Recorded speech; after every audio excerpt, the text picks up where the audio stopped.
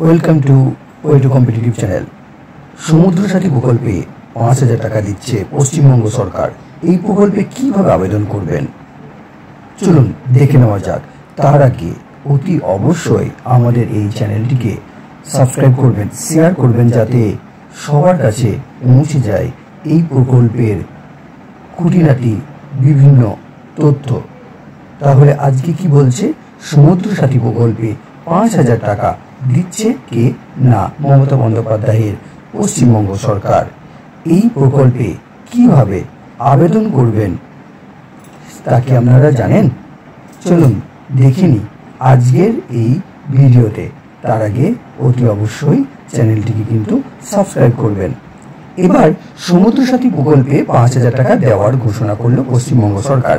মমতা ব্যানার্জি মুখ্যমন্ত্রী হওয়ার পর থেকে রাজ্যের সকল শ্রেণীর মানুষদের জন্য নানা ধরনের সরকারি প্রকল্প চালু করেছেন। এই সকল প্রকল্পের মধ্যে লক্ষ্মীর ভাণ্ডার অন্যতম। এখন রাজ্যের সকল মহিলাদের কাছে, কারণ এই স্কিমের মাধ্যমে প্রতি মাসে ১,০০০ ও ১,২০০ টাকা করে আর্থিক সাহায্য বা ভাতা দেওয়া হয় সকলকে। আর এবার আরও একটি প্রকল্প সকলের নজরে এসেছে, যেখানে ৫,০০০ টাকা পর্যন্ত পাওয়াও যাবে।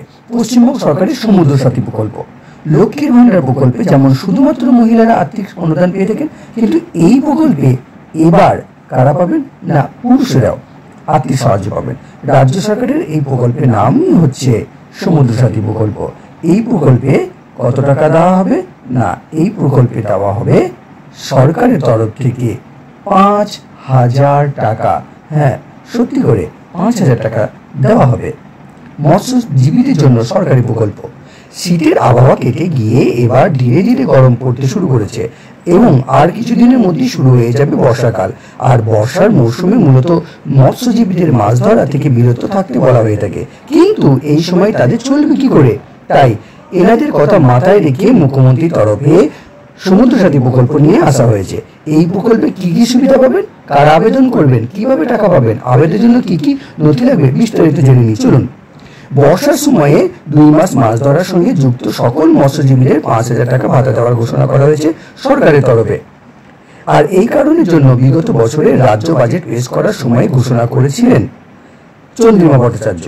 মূলত রাজ্যের উপকূলবর্তী জেলাগুলোতে বসবাসকারী জেলেরা খুবই উপকৃত হয়েছেন এই প্রকল্পের মাধ্যমে, কিন্তু এই স্কিমে শুধুমাত্র মাছ ধরার কাজের সঙ্গে যুক্ত মানুষরাই এই সুবিধা পাবেন, অন্য কেউ আবেদন কিন্তু করতে পারবেন না। আর এই জন্য সরকারের তরফে ২০০ কোটি টাকা বরাদ্দ হয়েছে। এই প্রকল্প শুরু করার জন্য মৎস্যজীবীদের তরফে অনেক ধন্যবাদ জানানো হয়েছে মুখ্যমন্ত্রী তথা সরকারকে, কারণ তাদের জন্যই এই প্রথম কেউ চিন্তা করলো বলে মনে করছেন। এই প্রকল্পে যাদের নাম লেখানো আছে তারা তো সরাসরি টাকা পেয়ে যাবেন, কিন্তু যাদের নাম লেখানো নেই তারা আগামী কোনো দুয়ারে সরকারি ক্যাম্পে গিয়ে নাম লেখাতে পারেন। অর্থাৎ যে সমস্ত মৎস্যজীবীরা বর্ষার মৌসুমে ৫,০০০ টাকা ৫,০০০ টাকা পেতে চান, তারা এই প্রকল্পে আবেদন করে এই আর্থিক সাহায্য পেতে পারেন। এই বিষয়ে আরও বিস্তারিত তথ্য পেতে কাছাকাছি বিডিও অফিস বা পঞ্চায়েত বা পৌরসভাতে গিয়ে কিন্তু যোগাযোগ করতে পারেন। হ্যাঁ, দুয়ারে সরকার অথবা বিডিও অফিস, পঞ্চায়েত এবং পৌরসভাতে গিয়ে কিন্তু যোগাযোগ করতে পারেন। এখনো পর্যন্ত এই প্রকল্প থেকে লক্ষাধিক মৎস্যজীবীরা আর্থিক সাহায্য পেয়েছেন।